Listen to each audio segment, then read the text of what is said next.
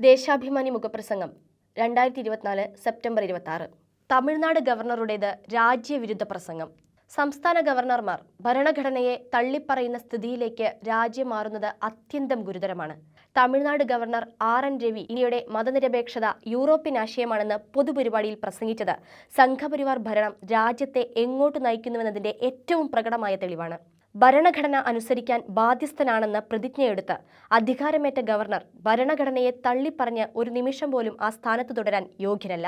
കന്യാകുമാരിയിൽ ഹിന്ദുധർമ്മ വിദ്യാപീഠത്തിന്റെ ചടങ്ങിൽ സംസാരിക്കവെയാണ് ഗവർണർ രാജ്യവിരുദ്ധ പ്രസംഗം നടത്തിയത്. ഭരണഘടനയുടെ ആമുഖത്തിൽ തന്നെ വ്യക്തമായി നിർവചിച്ചിട്ടുള്ള കാര്യമാണ് ഗവർണർ പരസ്യമായി തള്ളിപ്പറഞ്ഞത്. നമ്മൾ ഇന്ത്യയിലെ ജനങ്ങൾ ഇന്ത്യയെ ഒരു പരമാധികാര, സ്ഥിതിസമത്വ, മതനിരപേക്ഷ, ജനാധിപത്യ റിപ്പബ്ലിക്കായി സംവിധാനം ചെയ്യുന്നതിനും ഇന്ത്യയിലെ എല്ലാ പൗരന്മാർക്കും സാമൂഹ്യവും സാമ്പത്തികവും രാഷ്ട്രീയവുമായ നീതി, ചിന്ത, ആശയാവിഷ്കാരം, വിശ്വാസം, ഭക്തി, ആരാധന എന്നിവയ്ക്കുള്ള സ്വാതന്ത്ര്യം, സ്ഥാനമാനങ്ങൾ, അവസരങ്ങൾ എന്നിവയിലുള്ള സമത്വം എന്നിവ ഉറപ്പുവരുത്തുന്നതിനും വ്യക്തിയുടെ അന്തസ്സും രാഷ്ട്രത്തിന്റെ ഐക്യവും അഖണ്ഡതയും ഉറപ്പുവരുത്തുന്ന സാഹോദര്യം എല്ലാവരിലും വളർത്തുന്നതിനും ദൃഢനിശ്ചയം ചെയ്യുന്നു എന്നാണ് ഭരണഘടനയുടെ ആമുഖത്തിൽ സുവ്യക്തമായി പറയുന്നത്. RN രവിയും അദ്ദേഹത്തെ നിയമിച്ച സംഘപരിവാറും ഈ ആമുഖമെങ്കിലും വായിക്കണം. മതനിരപേക്ഷത എന്നത് ജനാധിപത്യത്തിലെ ഏറ്റവും സുന്ദരമായ വിഭാവനമാണ്. വിവിധ മതജാതി വിഭാഗങ്ങളും വ്യത്യസ്ത ഭാഷ സംസാരിക്കുന്നവരും വൈവിധ്യപൂർണമായ ആചാരാനുഷ്ഠാനങ്ങൾ ഉള്ളവരും തിങ്ങിപ്പാർക്കുന്ന ഇന്ത്യയെ മറ്റു രാജ്യങ്ങളിൽ നിന്ന് വേറിട്ടു നിർത്തുന്നതും നമ്മുടെ മതനിരപേക്ഷ സംസ്കാരമാണ്.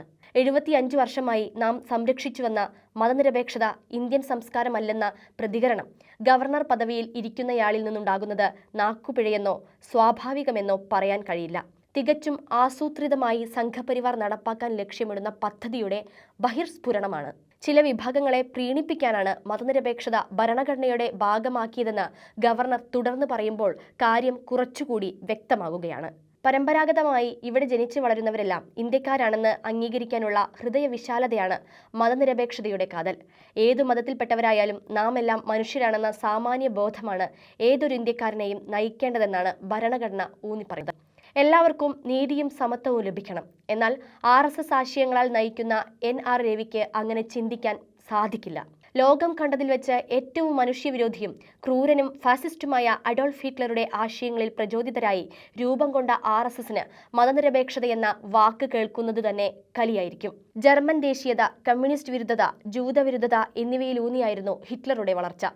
RSS ഇന്ത്യയിൽ പ്രവർത്തിക്കുന്നതും സമാന രീതിയിലാണ്. സംഘപരിവാർ മാത്രമാണ് ദേശസ്നേഹികളെന്നും ഹിന്ദുക്കളല്ലാത്തവരൊന്നും ഇന്ത്യക്കാരല്ലെന്നുമാണ് അവരുടെ പ്രചാരണം. BJP അധികാരത്തിലുള്ള 10 വർഷമായി ഈ ചിന്താഗതിക്ക് സ്വീകാര്യത കിട്ടുന്നതിനുള്ള തീവ്ര ശ്രമത്തിലാണ്. ഭരണഘടനാ സ്ഥാപനങ്ങളെല്ലാം RSS ചൊൽപ്പടിക്കാക്കുന്നതാണ് ഇതിൽ പ്രധാനം. സംഘപരിവാർ താൽപര്യങ്ങൾക്കനുസരിച്ച് ചില കോടതികളിൽ നിന്ന് വിധികൾ ഉണ്ടാകുന്നതും ഇതിന്റെ ഭാഗമാണ്. മുഴുവൻ സംസ്ഥാനങ്ങളിലെയും ഗവർണർമാർ RSSന്റെ കളിപ്പാവകളാണ്. നിലവിലെ ഭരണഘടന മാറ്റി മനുസ്മൃതിയെ അടിസ്ഥാനമാക്കി ഇന്ത്യയെ മതരാഷ്ട്രമാക്കാനുള്ള ശ്രമത്തിലാണ് RSS. അനുസരണയുള്ള സംഘപ്രവർത്തകനായ നരേന്ദ്രമോദിയെ ഉപയോഗിച്ച് അതിനുള്ള എല്ലാ നീക്കവും അവർ വളരെ വേഗം നടപ്പാക്കുകയാണ്. BJPക്ക് സ്വാധീനമില്ലാത്ത സംസ്ഥാനങ്ങളിൽ സംഘപരിവാർ ആശയങ്ങൾ പരമാവധി പ്രചരിപ്പിക്കാനുള്ള ഉപകരണങ്ങളാകുന്നു ഗവർണർമാർ. കേരളത്തിൽ സർവകലാശാലകൾ പിടിച്ചെടുക്കാൻ ഗവർണറെ ഉപയോഗിക്കുന്നതും ഇതിന്റെ ഭാഗമാണ്. ഇപ്പോൾ ഗവർണറാണ് ഭരണഘടനയെ തള്ളിപ്പറഞ്ഞതെങ്കിൽ നാളെ കേന്ദ്ര ഭരണകൂടം തന്നെ ഭരണഘടനയെ അസാധുവായി പ്രഖ്യാപിച്ചാലും അത്ഭുതപ്പെടാനില്ല. മോദി ഭരണം ആ വഴിക്കാണ് സഞ്ചരിക്കുന്നത്.